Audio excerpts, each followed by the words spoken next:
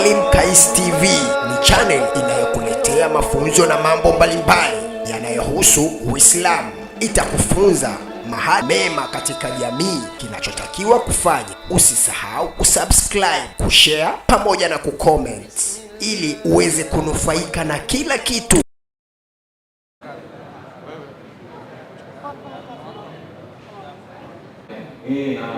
Na Sheikh Muhammad, naomba usimame kama baba yako alivyokusimamisha.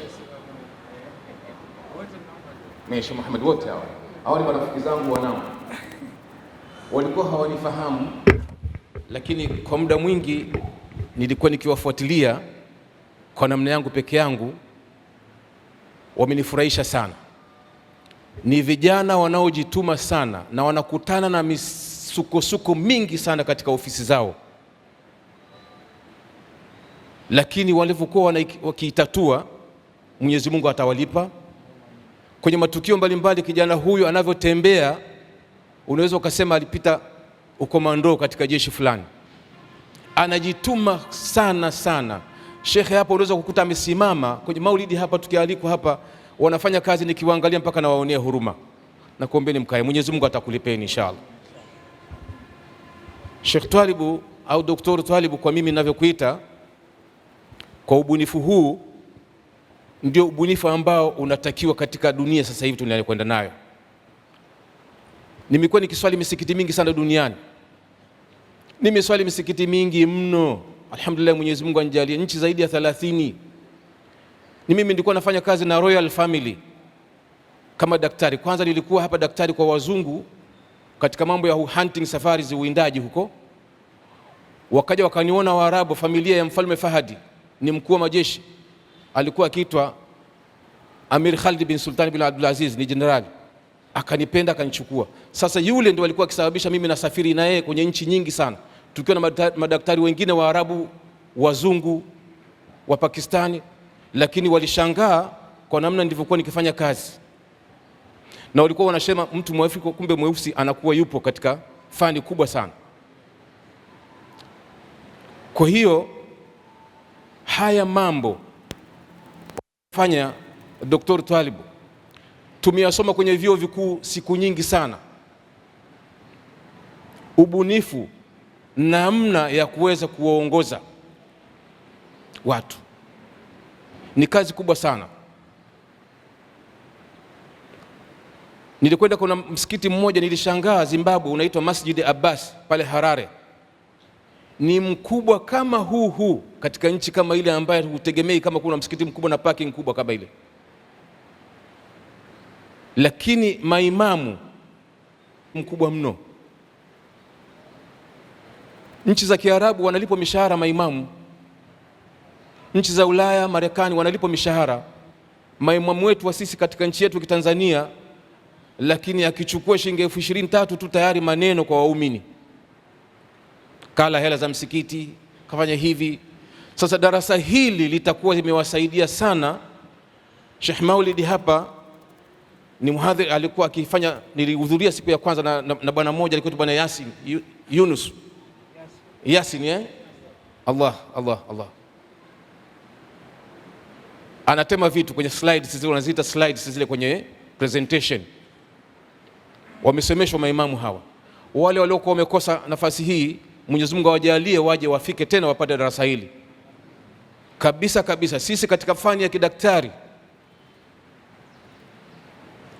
kama hukupitia semina, utasoma udaktari wako wote miaka na miaka, utakayomaliza 7 mingapi, utakuwa professional, wewe ni bingwa wa kitu fulani, lakini mwisho wa siku utafundishwa tena namna ya uongozi na namna ya usimamizi. Utakuwa na manesi, utakuwa na namna ya kuongea na mgonjwa, namna ya kumfariji mgonjwa. Ndio haya katika imani zetu za Kiislamu. Imamu, wewe una kazi yako kumfariji mgonjwa, kumfariji mtu anakuletea kesi yako katika msikiti, namna gani utaendesha. Kuna kesi nyingi za familia, za ndoa, ni majukumu yako. Ukishindwa basi unaelekea kwenye ngazi za juu za kata. Hizi ndio kazi kubwa sana. Lakini kuondokana na umaskini vile vile, elimu hii wameipata. Uchumi ni vitu ambavyo inatakiwa sana kuwa na ushirikiano, na Mwenyezi Mungu atakulipeni na shekhe wangu Dr. Talib, Mwenyezi Mungu atakulipa kwa ubunifu wako, sijapata kuona, ndi kwa mara ya kwanza. Allah kuzidishia umri mzuri wenye manufaa, na sisi sote kwa ujumla tuseme amin. Ni jambo ambalo kwa kweli tunatakiwa kuliangalia sana katika misikiti. Misikiti mingi waumini ndio wanaowasaidia maimamu. Maimamu ni maskini. Sasa maimamu, angalia mlivyopendeza sasa hivi, mnatakiwa mpendeze mara kwa mara katika misikiti. Wewe ndio kiongozi, unapokuwa umesimama unaangaliwa na wale waumini wako. Elimu unayo nzuri, lakini kumbe ulivyovaa sivyo. Tusifanye namna hiyo, haipendezi. Basi Mwenyezi Mungu atakulipeni inshallah maimamu na waumini wote. Nakushukuruni sana kwa kuhudhuria hafla hii. Mwenyezi Mungu atakulipeni. Naomba niishie hapa nisije nikaharibu. Mwenyezi Mungu atakulipeni inshallah. Wa alaikumus salam wa rahmatullahi wa barakatuh. Dr. Yahya hafidhakallah wa raak.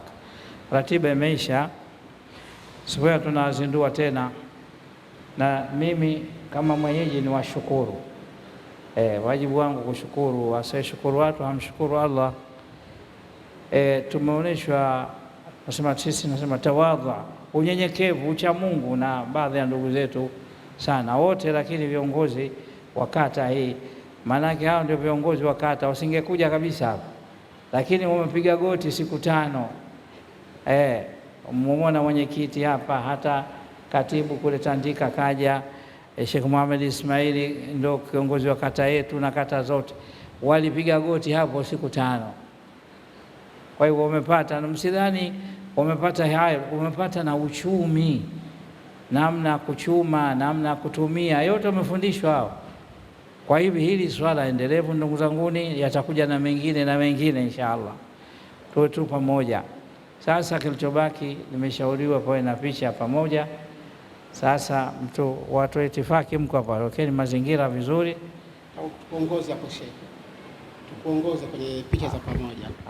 Haya, afu ujiandae kwa dua ya kufunga, ndio mwenyeji. sawa.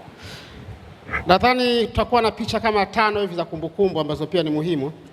Picha ya kwanza, mgeni rasmi atapiga na viongozi wa kata pamoja na Sheikh Twalib. Sasa kwenye tukio hili nadhani watasimama. Kwa hapa kidogo tusogee nyuma tupate picha ya pamoja kwamba hawa wageni walikuwepo.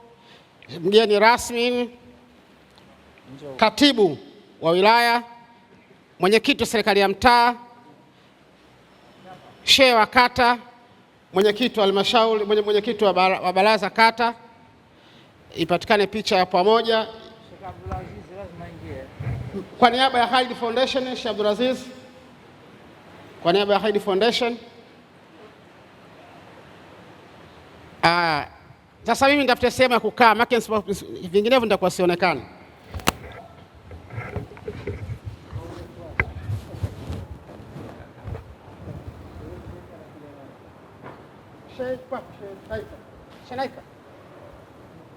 Picha moja fatali. Piga ya mwisho hiyo kwa ajili ya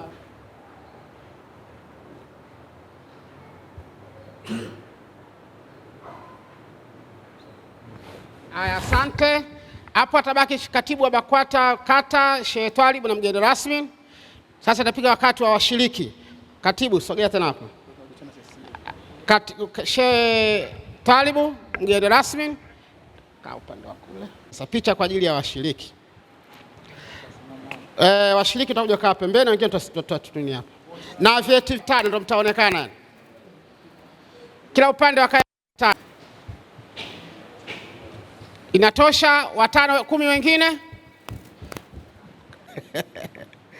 Kila upande wa kaya 5.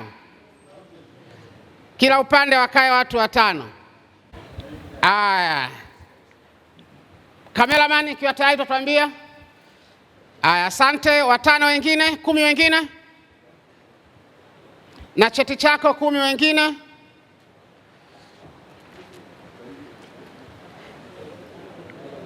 Kushoto 5, kulia 5. Aya, asante. Kundi la mwisho la washiriki na vyeti vyenu. Kundi la mwisho. Kushoto watu 5, kulia watu 5. Kundi la mwisho. Wewe kamera mani nzuri.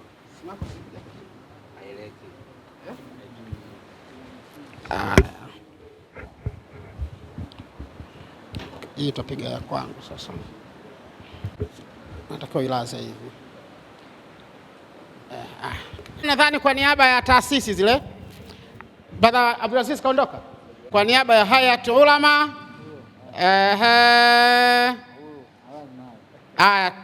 umeitwa na imamu hapa. Kwa maana viongozi wa taasisi baada ya tukio na katika picha pamoja na mgeni rasmi.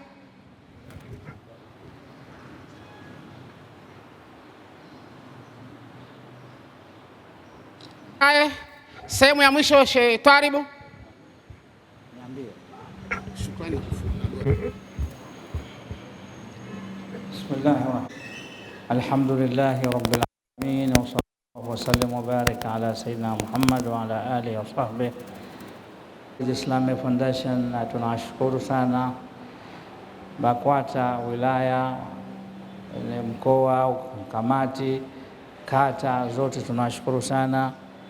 Maulama wote tunashukuru sana, na wote maimamu wa misikiti 40. Misikiti 40 sawa na watu labda 10,000 nzima. Mimi peke yangu hapa nina watu mgongoni 5,000. Kama wewe hujui, njoo swali hili hapa utaona. Sasa na kila imamu hapo kakosa anao watu 2,000. Kwa hivyo tumewakilishwa na watu wengi sana. Yale mlosoma hapa myapeleke kule, na tunashukuru vile vile maamuma wetu hapa msikitini. Ukarrir shukri kwa watu Hayatul Ighatha Islamia, Ighatha zamani sio sasa hivi ni kwa Hayat Kibarul Ulama au Hayatul Ulama. Sisi tumetoa kibara, wanazuoni wa Kiislamu Tanzania ndio waliofanikisha ilmu hizi, na tumewahakikisha wote tutakuwa nao pamoja mpaka mwisho inshallah. Sina zaidi. Ukarrir shukri katika BAKWATA ya Sheikh Mudhir, na nisalimia na Sheikh Ali na wengine. Ilikuwa Sheikh Walid ahudhurie, lakini leo mkuu wa mkoa wa Dar es Salaam leo anafuturisha. Kila mtu anaweza kwenda, basi futari bure. Al-Fatiha. Namshukuru vile vile serikali za mitaa zote, maana nisipotaje nitakimbilia wapi? Sheikh kata Njombe Dua, Sheikh Muhammad ibn Ismail,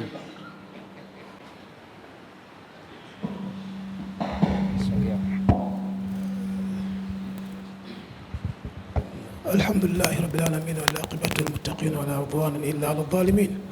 والصلاة والسلام على أشرف الأنبياء والمرسلين وعلى عباد الله الصالحين. اللهم آتنا خير ما تعطي السائلين، اللهم آتنا خير ما تعطي السائلين، واجمع لنا صلاح الدنيا والدين، واغفر لنا ولوالدينا ولجميع المسلمين. اللهم أصلح قلوبنا وأزل عيوبنا وتولنا بالحسنى وزينا بالتقوى، واجمع لنا خير الآخرة والأولى. اللهم اخرجنا بنور الوهم وأكرمنا بنور الفهم، افتح علينا افتح صلى الله على سيدنا محمد.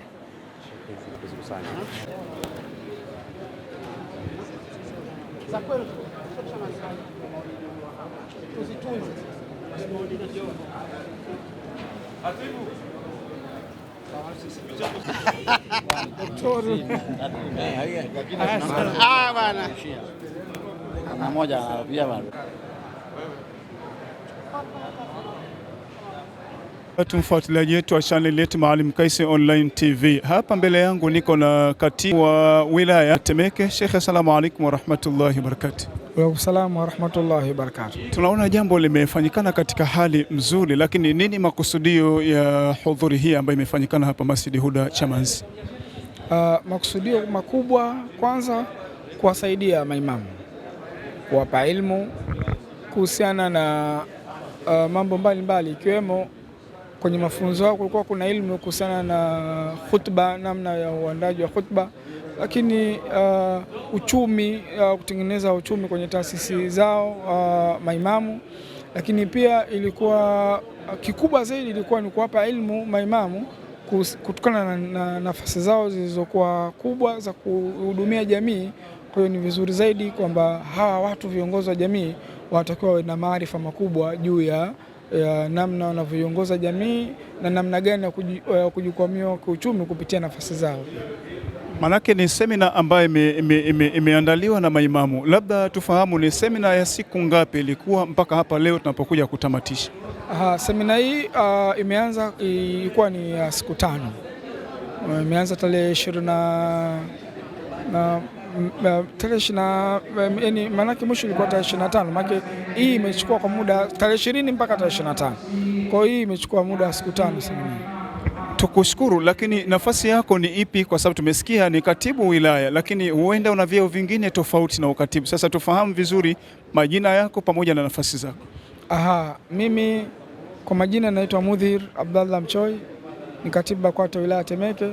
Sina nafasi nyingine isipokuwa ni hiyo tu. Nini maoni yako kwa hichi ambacho kimefanyikana mbele ya hudhuri ambayo tunaiona? Mashehe ni wengi, waliohudhuria ni wengi, maimamu hakadha. Una ushauri gani, una maoni gani? Maoni yangu ni kwamba bado ukiangalia kwamba semina hii imechukua maimamu kutoka sehemu mbalimbali kwenye kata ambazo ziko ndani ya wilaya Temeke, lakini imeamuliwa ije kufanyika Chamazi. Lakini ukiangalia tu kwa mfano Chamazi peke yake ina misikiti zaidi ya 100, Chamazi peke yake, na waliohudhuria kwenye semina hii kutoka sehemu mbalimbali, jumla wanafunzi walikuwa ni 40, ambao kwa makadirio itakiwa waanze 60, 10 bado hoja. Kwa ukiangalia idadi ya maimamu waliokuwepo kwenye kata zote na idadi ya waliohudhuria au idadi ya kiwango kilichotakiwa, bado tuna kazi kubwa sana kutanua kiwango cha idadi, lakini pia tuna kazi kubwa sana kuelimisha maimamu kutumia fursa inapokuwa inahitajika ukuja kupata elimu. Hayo ndo maoni yangu. Sisi tukushukuru, tunafahamu ni mwezi wa Ramadhani, majambo pia ni mengi, kwa hivyo tunakutakia kheri na fanaka. Katibu, jazakallahu khaira, shukran lak. Kwa linaendelea, niko na akhi. Salamullahi alayka. Wa alaykum salaam wa rahmatullah. Kaka, unaitwa nani kwa majina? Naitwa Maalim Jaafar Umar Mtavasi. Insha Allah, nafasi yako ni ipi katika hawa ambao wamehudhuria hapa? Mimi ni miongoni mwa washiriki katika semina hii ya mafunzo ya kuwajengea imamu uwezo na viongozi wa dini ya Kiislamu. Kwa lugha fupi, maana yake na wewe ni mmoja katika maimamu. Mashaallah, lillahi alhamdulillah. Naona hapa una certificate yako. Bila shaka. Hongera sana. Shukrani sana. Unajisikiaje kupokea hii certificate? Ni furaha, sio certificate tu. Kile ambacho tumekipokea kama sehemu ya mafunzo kimetujengea uwezo. Tunakwenda kuzungumza na watu katika jamii, makundi mbalimbali. Tumejengewa uwezo namna gani ya kuzungumza na watu, vipi tunaweza kuhandle majukumu yetu, kusimamia nyadhifa zetu, kusimama ipasavyo hasa kwenye yale ambayo tutakuwa tumewakilishwa kwayo. Ukiwa katibu, nini katibu anapaswa kufanya? Ukiwa imamu msikitini, ni nini hasa wajibu wako? Kwa hivyo thaqafa dai, namna ya kulingania hii katika thaqafa dai, labda wewe ulichoweza kuvuna miongoni mwa yale tuliyopata kwa kipindi chote cha semina, tuambie moja tu ambalo wewe umepata istifada, ambalo hata leo utakavyokwenda katika kituo chako unaweza kwenda kujifakhiri mbele za watu. Lipi ambalo umetoka nalo? Nimepata club ambayo si inasimamia clear, yani unapozungumza mazungumzo yako uwe wazi, yasiwe mazungumzo yaliyozongwa. Lakini pia nimepata loud, namna ya kutumia sauti. Unapozungumza katika jambo lenye hisia ya huzuni, basi uhuzunike kweli kwa sauti yako na muonekano, ndivyo. Lakini pia kuna as an order, uongee kama amri, sehemu ambapo unatoa amri ya Mwenyezi Mungu Subhanahu wa Ta'ala. Lakini pia pose, namna utakavyokuwa umesimama, unazungumza kwa ishara ya namna gani, vituo vyako wakati wa kuzungumza na mengine mengi ambayo yametupa faida katika kozi hii. Sheikh Jafar, umesema wewe ni imamu? Bila shaka ni imamu. Ni masjidi gani inapatikana wapi? Huenda tukatamani kukufuata kupata mawili matatu. Niko Masjidi Swalihina, niko Masjidi Badri ya Mbagala Maji Matatu pia. Kwa ni imamu wa misikiti miwili. Shekhe, hongera sana, tunakushukuru, kheri na fanaka, tukutakie majukumu mema na mfungo mwema inshallah. Ndivyo hivyo ambavyo Maalim Kais Online TV imeweza kushiriki nanyi katika hili eneo, lakini pia wakati naendelea na hili kadhia, bado tunaye mwenyekiti wetu wa BAKWATA katika kata ya Chamazi. Shekhe, asalamu alaykum warahmatullahi. Shekhe, kwa majina unaitwa nani? Majina anaitwa Mohamed Ismail bin Ahmed, mwenyekiti wa halmashauri kata ya Chamazi BAKWATA. Tunaona jambo limefana katika hali ya ufanisi mkubwa, una lipi la kusema katika hili? Alhamdulillah, na kweli tunashukuru. Kiufupi ni kwamba kwanza tumshukuru Sheikh Twarib kwa niaba ya baraza, kwa niaba ya shehe wa kata na baraza. Tunamshukuru sana Sheikh Twarib kwa sababu pale tulipoambiwa mbora ni yule mwenye kujifundisha Qur'an na kaifundisha, tafsiri yake sio kila mwenye kufundisha atakuwa mbora tu, lakini kuna watu watakuwa wabora kutokana na vile watakavyokuwa wanajipambanua kutokana na kile walichojifundisha. Kwa hiyo Sheikh Twarib anajipambanua, anazidi kujipanua, anazidi kujitanua, hajaridhika bado na usheikh wake, anataka kuona ana watu wengi nyuma amewaacha. Na sisi tunamuombea sana kwa Mwenyezi Mungu atulindie kipenzi chetu huyu ili tuendelee kunufaika na mambo mengi. Allahumma amina. Ndivyo hivyo ambavyo mwenyekiti wetu wa BAKWATA anaweza kueleza. Na labda nini lengo kuu la kuandaliwa hii semina? Lengo kuu kutokana na changamoto tulizokuwa nazo, na sifa ya kiongozi, unapoona changamoto unatakiwa upate alternative way ya kuweza kuimaliza ile changamoto. Kwa hiyo kwanza nisikitike kutokana na idadi ya washiriki waliokuwa wanahitajika na tuliokuwa tumeshiriki ni wachache, lakini hii inakwenda kutibu yale ambayo yanatuletea dosari katika misikiti yetu, yanatuletea dosari katika mimbari, yanatuletea dosari katika uchumi ambayo yanatufanya tuwe maskini, lakini vile vile inakwenda kutuondolea dosari katika uzungumzaji.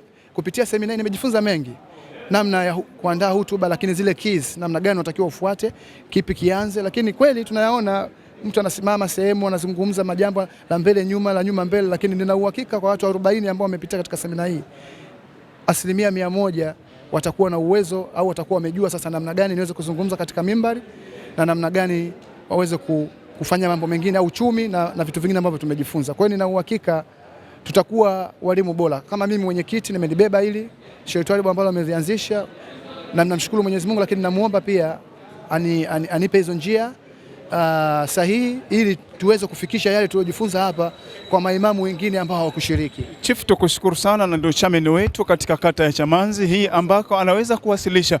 Wallahi unashtakiwa kufanya, kumbuka kusubscribe, kushare na kulike, uwe wa kwanza kufuatilia na kupokea kila kile kitachotumwa katika hili eneo letu la channel yetu. Naam, assalamu alaikum warahmatullahi wabarakatuh. Bado mfuatiliaji wetu wa channel yetu ya Maalim Kais Online TV, tuko katika hili jambo la semina maimamu, na hapa mbele yetu tuko na Sheikh Talib Ahmad Abdallah. Sheikh, salamullahi alayka. Wa alaikum assalam wa rahmatullahi wa barakatuh. Sheikh, tunatoa shukrani, tumeona jambo ambalo limefanyikana na mahudhuria maimamu kwa namna ambavyo walivyoweza kuhudhuria, lakini jambo kubwa Sheikh, tufahamu semina hii imeandaliwa na nani, lakini nini maudhui au nini makusudio ya hii semina? Mimi hapa binafsi kama Sheikh Talib ndio mwanzo wa fikra kwa hapa, yani hatujawahi kufanya semina ya maimamu hata siku moja, na mimi nikaipeleka kwenye taasisi yangu KIF, yani Khalid Islamic Foundation. Kwa hivyo ndio mdhamini mbebaji wa hii, na sisi tuna wenzetu tunakaa nao ambao ni BAKWATA katika kata hizi, wakatutafutia watu, wakatukusanyia watu. Kwa hivyo hii hasa ndio. Lakini eneo la tatu ni wale wenzetu wawezeshaji, yani waalimu wa yale masomo, ni wanazuoni wa Kiislamu Tanzania, Hayat al-Ulama. Kwa ndio sisi kina Yasir, zamani alikuwepo marhamu Sheikh Lemile, sasa hivi kwa Sheikh Abdallah Ndauga na wengine mbalimbali. Hayo ndio mabega yalobeba hasa nanisha. Kwa upande wa maimamu tunaona namna walivyohudhuria, hatujajua katika namna yako ya ulivyopangilia, hawa ndio walikuwa walengwa au hii ni safu yote imetimia labda kwa ujumla wake? Safu yote ilikuwa ni maimamu lengo, na safu yote ni maimamu 50, na tutoa taarifa sana kwa tafuta, lakini kwa bahati ndio tumewapata hawa 40 ambao umekaa katika semina kwa muda siku 5 takriban, ndio kama wiki, siku 6 pamoja na leo. Kwa hivyo walengwa ni hao hasa, lakini tuliwataka zaidi ya hao, na hili ni swala endelevu inshallah. Tunashukuru Shekhe, lakini swali moja la mwisho, ulifikiria nini Shekhe mpaka ukaasisi hili jambo? Baada ya kuangalia matatizo mengi sana ya misikiti na madrasa na imamu wenyewe, maamuma wao, yani hapo kuna utitiri wa matatizo, nikaona mimi katika kata hii ya Chamanzi na Mbande yake na Rufu na wapi ambao kuna waumini wengi sana.